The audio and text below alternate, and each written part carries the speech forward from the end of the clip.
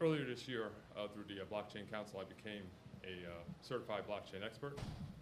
So I've been a blockchain expert for about 6 months. But more importantly, I became a Bitcoin professional, certified by the DCC, the Digital Currency Council, in May of 2015. So I've been a Bitcoin expert for over 3 years. That's not an accident. That happened that way because Bitcoin is quite simply the greatest invention of the 21st century. Blockchain is important. It does add value. It is a part of Bitcoin's invention. They were pretty much effectively invented together. They cannot be uninvented. They're both very, very valuable. The best way to explain the value of both is, this is Georgia Avenue here, right?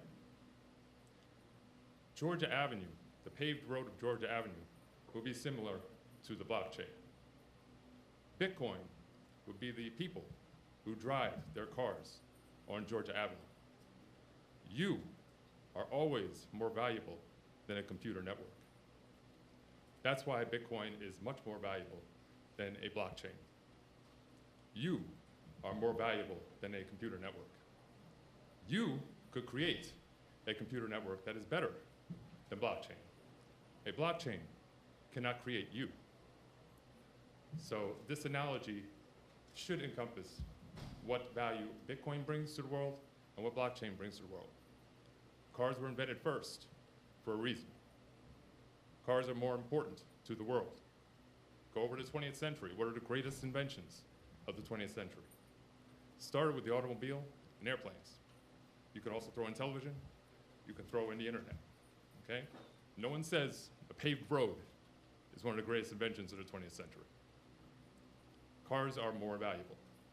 Bitcoin is more valuable than blockchain. I'm glad that we have blockchain summits. I'm glad we have blockchains. Blockchains are going to be used tremendously in the next decade. You're going to hear more about blockchains than you probably will about Bitcoin. But that doesn't make it more valuable. It is a ledger. It is a record of books. It is valuable. Governments, banks, corporations, the brands you use, they'll all have blockchains. They all want them right now. If you know how to build a blockchain, you're a millionaire. You can go to any company here in Washington, D.C., build them a blockchain, they'll give you 6 figures. They don't even know what to do with a blockchain, okay? They just want to have it because it's the hot thing, okay? But again, Bitcoin will always be more valuable. Thank you, appreciate it. So I just want to kind of go over that before I go into the presentation. So let's talk about money. What do you want from money in the 21st century? Create the perfect money for you. Well, I believe that we have created the perfect money inside of Bitcoin. It's not perfect, but it's as close as we've gotten. It's definitely a considerable step up from fiat currencies. Here today, I can only go over basically the tip of the iceberg. So I won't be able to explain all of that to you, but you have an incredible opportunity. Opportunity is knocking, especially in regards to the price and value of a Bitcoin. So the question is, will you answer this call? After this presentation and after being in the space and attending this blockchain summit, you won't be able to say no one told you about Bitcoin and its value. You are in the right place at the right time, so I congratulate you for that. The people outside of this room, they're not so fortunate. Everybody in this room has a financial problem, and today I'm going to show you how Bitcoin can solve this problem through the 10 ways that Bitcoin can enrich your life.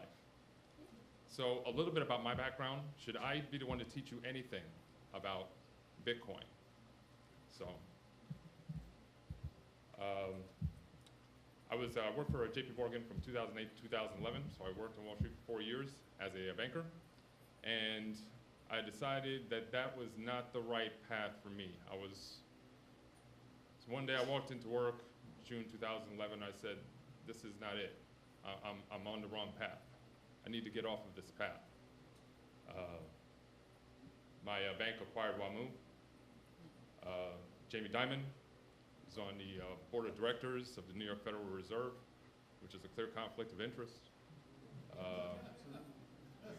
And I started reading books like The Creature from Jekyll Island, watching Zeitgeist movies, and so on and so forth. I learned a lot about the history of my firm, how they orchestrated the run on the banks in 1907, how they helped destroy small community banks and in order to enrich themselves, say that they're bankrupt, and bring all that money home to JP Morgan. And I decided I need to find out the real future of money. Where is this all going? Quantitative easing is not it. That's not the answer. And that's what we were getting started with in 2011. So I hit the road. I discovered Bitcoin 2013 with the downfall of Cyprus. I don't have time to go over all those details, but I was watching Financial News Network and it explained that really changed a lot of things. That was a very instrumental part of our economic future, but it helped me discover Bitcoin. And I've been in the Bitcoin space for over 5 years. I've not had a 9-to-5 job since I left banking. And I've supported myself by being a journalist, writing for Bitcoin.com, CryptoCoins News, Cointelegraph, many others, written almost 1,000 articles. So you can look me up in any search engine. You're going to find my social profiles, and you'll find a bunch of articles about Bitcoin. I became DCC certified in 2015. I also became a blockchain expert earlier this year. Really, I just wanted that on my resume, to be straight up honest with you. I'm not that enamored with blockchain, but that's fine. It's a good technology, that's all wonderful, and I want to know more about Bitcoin as well. So you can't say that you know Bitcoin if you don't understand blockchain. So again, these are some examples of the articles I've written. It's funny that Satoshi Nakamoto won the Nobel Prize, but I've never been more happy now that I've kind of divorced myself from the banking establishment, and I've empowered myself through Bitcoin and digital currencies. So this all led me to create Bitcoin University. So in your smartphones right now, you can type in Bitcoin University into any search engine you want. I've done the SEO to make sure I'm ranked #1 on Bing, Google, Yahoo. I basically learned SEO to further the education of Bitcoin. And here I provide free information to help anyone get started quickly and easily. So if you go to bitcoinuniversity.io, I'll gladly send you a free video to show you how to set up your own Bitcoin account, start accepting Bitcoin in less than 3 minutes. It's actually faster than opening a Twitter account. So using Bitcoin is not as difficult as the mainstream media would make you believe. What is a Bitcoin? If you Google the white paper for Bitcoin, the very first sentence is all you really need to know. It is a purely peer-to-peer version of electronic cash that would allow online payments to be sent directly from one party to another without going through a financial institution. This is a revolutionary act. We've never done anything like this before. Bitcoin is not designed to replace the US dollar or PayPal or Visa. It's designed to make them obsolete. Is this technology valuable to you? Do you think you should have a centralized bank, a PayPal, a Visa for the rest of your lives? Or do you think we can do better than that? I believe we have done better than that. So now let's get to 10 reasons that Bitcoin is the best investment of 2018 and beyond. Now, I believe that Bitcoin can really be broken into 3 parts. 1 is the investment value, which we'll go over today. 2 is the digital currency, global, decentralized peer-to-peer. And 3 are the underlying technologies. How I would describe Bitcoin in the world of digital currencies is like a tree of life. Your blockchain would be the roots to that tree. Bitcoin would be the trunk, the base of that tree. And your altcoins would be your branches, your ICOs may be your leaves of this tree. Now again, the mainstream media will make you think that blockchain is the invention and that Bitcoin has no value. But if you've ever cut down a tree before and looked at a stump for 50 years, you will understand where the real value lies. So let's get into the benefits of using Bitcoin. Imagine a future of money where the value of money didn't go down every year due to inflation, but increased every year due to appreciation. The US dollar has lost over 97% of its value over the last century. But last year alone, Bitcoin grew over 1,400% in value. Don't think Wall Street hasn't noticed this. What happened if you invested in Bitcoin last year? If you had $7,200 in Bitcoin at the start of the year, you would have had over 100,000 by Christmas. Is that valuable to you? Imagine a future of money where, if you had so much invested, you could put $291 million into a transaction, move it in 10 minutes, and pay 4 cents to do so. If you've ever used a wire transfer at your bank or Western Union, you know it's a little bit more expensive than 4 cents.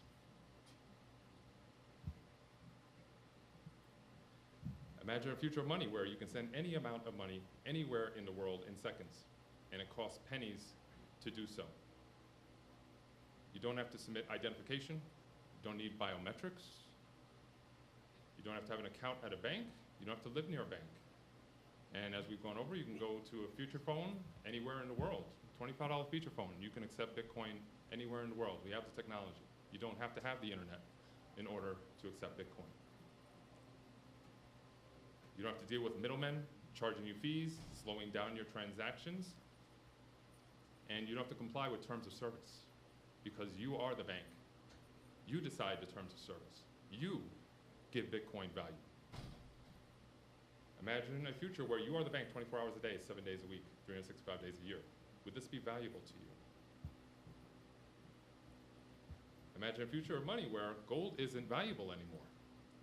Over the last 5 years, gold has lost value, while Bitcoin has risen over 8,000% in the last 5 years. Which one should you be investing in? I'm sure over the years you've heard the gurus say buy gold, buy silver, right? I'm not the only one who's heard that. Maybe you should be buying something else. Imagine a future where every transaction you make protects you from identity theft, where it's traceable, all traceable, immutable, and can be submitted in court as proof. It removes fraud from the system. It removes debt from the system. Everything you do is fraud-proof. You can put marriages, you can put land deeds, proof of ownership on the blockchain, and no one can change that for you. Imagine a future of money where you are financially protected from an economic downturn. Without Bitcoin, thousands of people in Venezuela would not be with us right now. Bitcoin is literally saving lives for people in Venezuela who are dealing with the Venezuelan bolivar, which is going through hyperinflation in the thousands of percent. They're buying food with Bitcoin, exchanging it to fiat currencies, going to Amazon, getting food and having it smuggled across borders so that they can eat. Fortunately here, we don't have those problems. But if we did, hopefully we'd be wise enough to use Bitcoin. You're standing at the ground floor of a new great global technology boom and a new economic system. A generation ago, the internet in 1998 is about where Bitcoin is today. It is just at the beginning of its growth curve. You could have bought shares. Would you have bought shares of the internet in 1998 if you could have? 20 years ago, if you owned shares of the internet, would that have changed your life? There was no Facebook then. There was no Google. Google was just getting started. Nobody even knew what it was, really. No Twitter, no Snapchat. Today, you can own shares of the internet of money. Don't you think that'll be valuable to you in the future? You are your own bank, brokerage, savings, real-time transactions, global transfers, crowdfunding, ICOs, and digital currencies are all at your fingertips. Bitcoin is what you want it to be. It can be a savings account, it can be brokerage, it can be a replacement for Western Union or PayPal.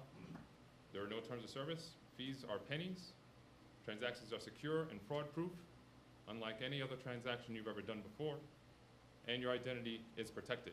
That is not a flaw, that is a feature of Bitcoin. Your identity is not supposed to be tied to your financial transactions.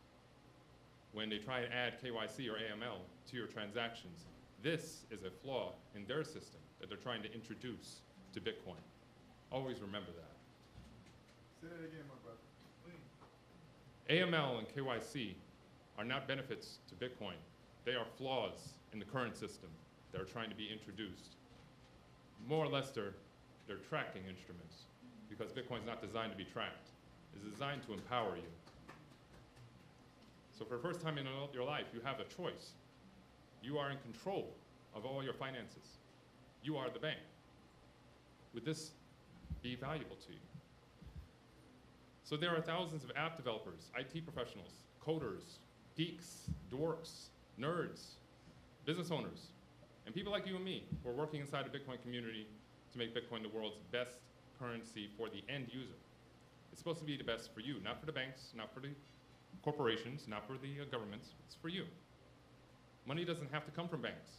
It doesn't have to come from governments anymore. You now have a choice. Money is just a transfer of value from one person to another, peer-to-peer, like cash. Isn't that the way it should be? Do you have to have PayPal or Visa or your bank be a part of every transaction for the rest of your life? Is that what you want? I think that's what they want. Bitcoin is electronic peer-to-peer cash. Use it and get money back to the way it used to be, only much, much better. In Australia, Bitcoin is so popular in Australia that the head of payments, the RBA, Tony Richards, says Bitcoin has stimulated interest in the potential offered by distributed ledgers or blockchains, extending to the possibility of central bank issued digital currencies.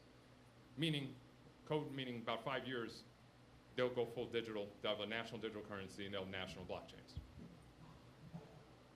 IBM has already spoken to the Federal Reserve about doing the same thing in the United States, taking Bitcoin's blockchain technology, taking its open source code, and applying it to the US dollar. This is from 3 years ago. In Japan, it is already national currency. It is as good as the Japanese yen in Japan. Japan is the largest market for Bitcoin. The United States is second. You can pay your taxes with Bitcoin. You can pay your light bill with Bitcoin in Japan. China, on their website, pboc.org, has already spoken with Citibank and Deloitte about creating a national digital currency. In fact, they are fast-tracking it because they're going through something known as capital flight. Maybe you've noticed that the UFC, Vancouver real estate, all these things are getting bought. Hollywood studios are all getting bought by Chinese investors.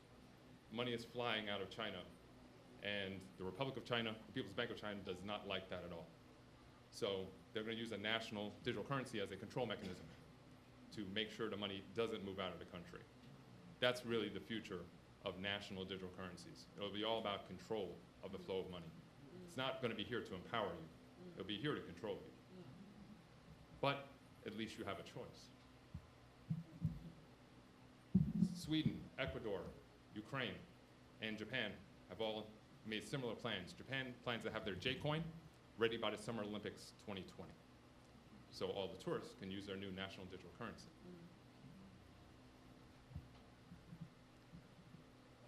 Bitcoin has 2 killer apps. People like to say, well, what does Bitcoin do? Why is it valuable? Bitcoin is coming to its 10th anniversary, Halloween of this year. Its first killer app is going to be on the investment side, the Bitcoin ETF. And this is the final piece of the puzzle. Institutional investors, accredited investors, they want to start investing in Bitcoin.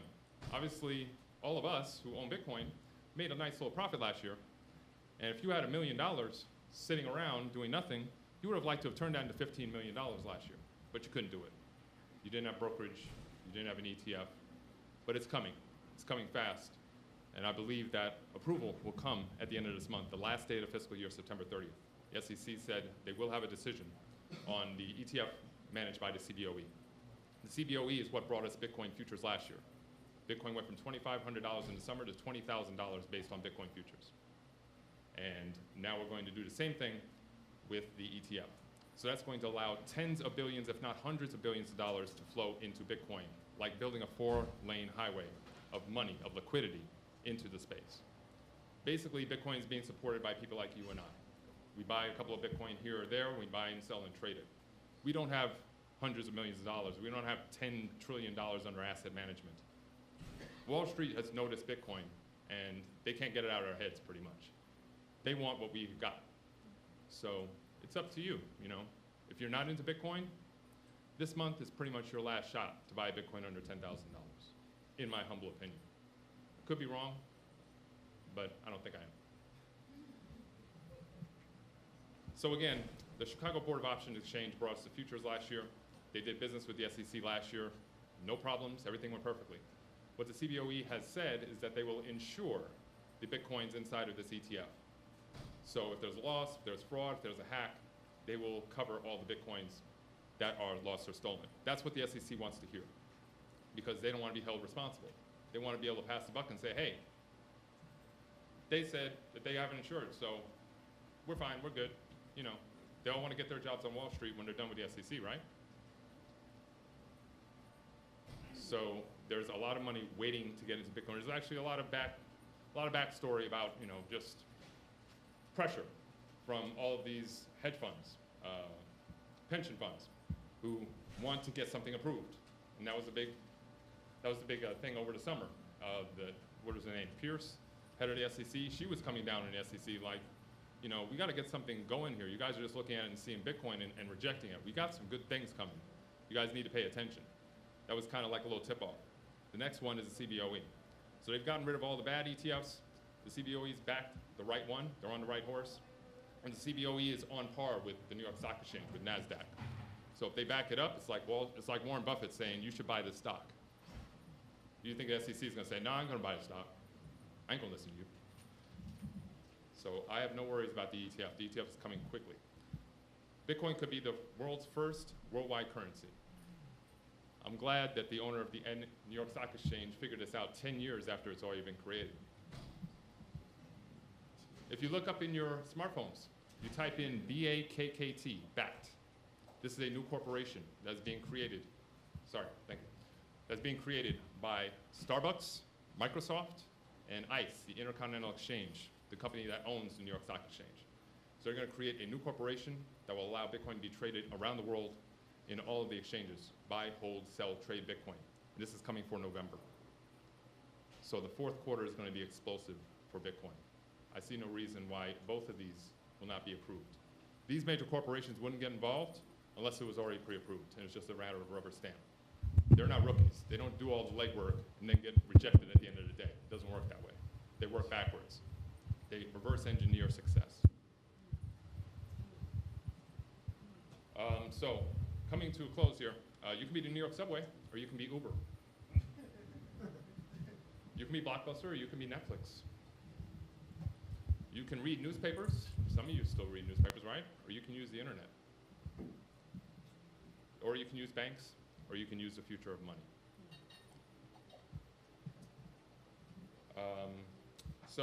That pretty much brings me to the end here. I've created Bitcoin University. This has been 3 years in development.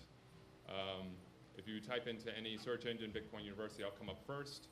And you go to bitcoinuniversity.io. I'll gladly send you a free video. Again, showing you how to set up and accept Bitcoin in 3 minutes. So again, it is faster than getting started with Twitter. Or you can go to Bitcoin University online for more free information. There's a great video there by Andreas Antonopoulos. He goes over banking and the kleptocracy. I have a free video for you there. I go over what is a Bitcoin, another free video. So I'll gladly send you any free information I can to help you get started today.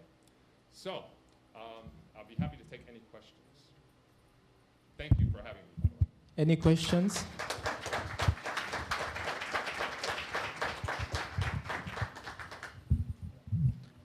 What do you think is going on with Ethereum right now?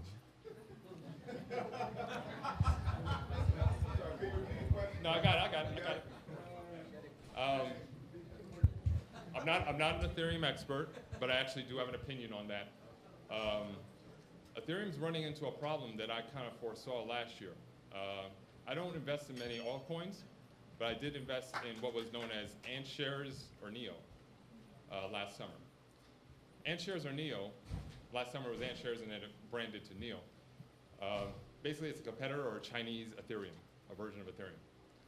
And I felt it was just a better platform. The problem with Ethereum is they have no way to vet new ICOs. So you can just make an ICO, and it can be a total scam. And the problem is it's kind of directly associated with Ethereum because you have to use Ethereum in order to fund it. So that's a problem. With NEO, actually, they have a council that actually vets and washes out any bad ICOs. So they actually kind of help you launch it, but they also help make sure it's not a scam. And also, NEO, from an investment point of view, there's only 100 million NEOs, but there can be an infinite amount of Ether. So there is no cap on production of Ethereum. So Ethereum is more of a utility coin. I mean, it may have the best of intentions, but also going back to the DAO, I had a problem with that, how they handled that. They basically just kind of went back in time. Buterin just kind of went back in time and erased that whole transaction, that whole corporation. That just highlights that it's not a decentralized network. And it kind of just reinforces the fact that Bitcoin is the decentralized network and everything else is just kind of a bad copy. So Ethereum, once this ETF hits, there's going to be so much money coming in that's going to wash over Bitcoin. Ethereum's still going to be $1 billion investment. So if you want to invest, I would say, maybe things like Ethereum, Bcash, Litecoin, you're still going to make money. It's going to be like a tidal wave of liquidity. So Bitcoin will be like Miami Beach, but Miami's still going to get soaked. It's going to pass over Miami Beach. It's going to cover Miami, and the top three, in my opinion, the ones, as a backup to invest in, would be Litecoin, Bcash, which I hate the most, and Ethereum. You'll make money if you have those three, but I would start with Bitcoin and then work to everything else. I wouldn't worry about blockchains. I wouldn't worry about altcoins until you understand Bitcoin. Hopefully, my site can help you with that. Hi, right here. Hi, my name is Kalanielo. Right here. Hey. All right. So most of the miners for Bitcoin, mining is done by 5 top companies.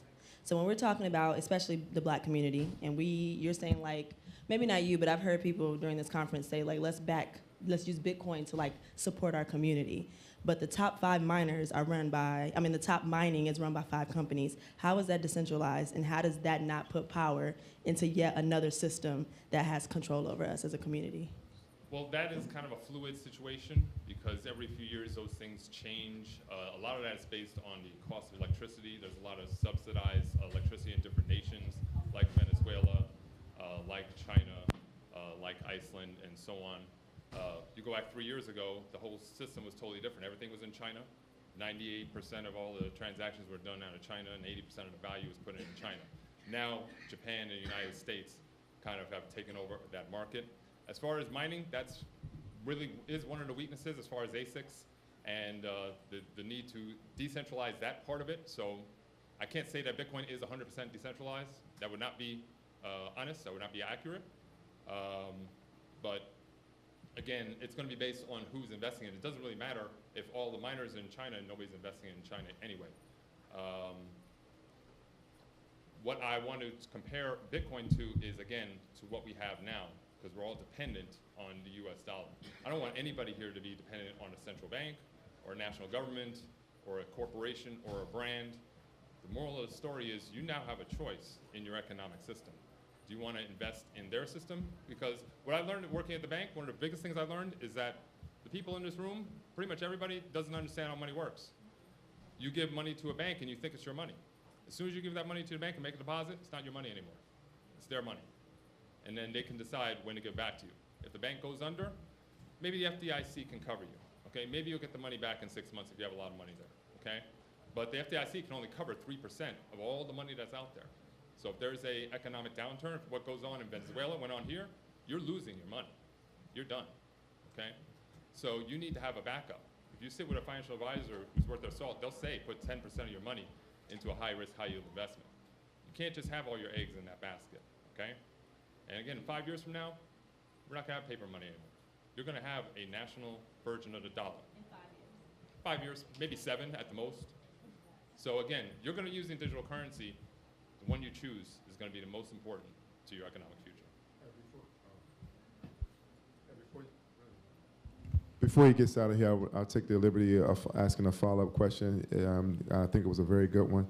The mining portion is people who are competing to complete the transaction the fastest, correct? Yes. And if there's only a handful of companies that's doing it, wouldn't that actually create an opportunity for us to create an alternative mining or a unit? I just want to push back a little bit, the follow-up question on that. Right. I mean, the problem is the ASICs mining rigs and the specific computer systems you have to use. The specific computer systems you have to use are kind of created by certain companies. But as far as like a 51% attack, it's actually more decentralized than it's ever been. Like no mining pool has more than like 15, 18% right now. So it is decentralized, but there are some problems as far as the production of the mining rigs and what is used. So it's not a... We're going from one centralized type of thing to another centralized type of thing. To me, in using, I'm a fan, but I just feel like, are we really just switching it to another centralized type of thing? Yeah, I think that's overstating it. I would say that it's not a perfect system, that it can be better, but it's not a centralized system. That would be incorrect. Yeah, I just want to say that they don't control it. The difference is that they're mining, they're completing the transaction as opposed to holding the deposits.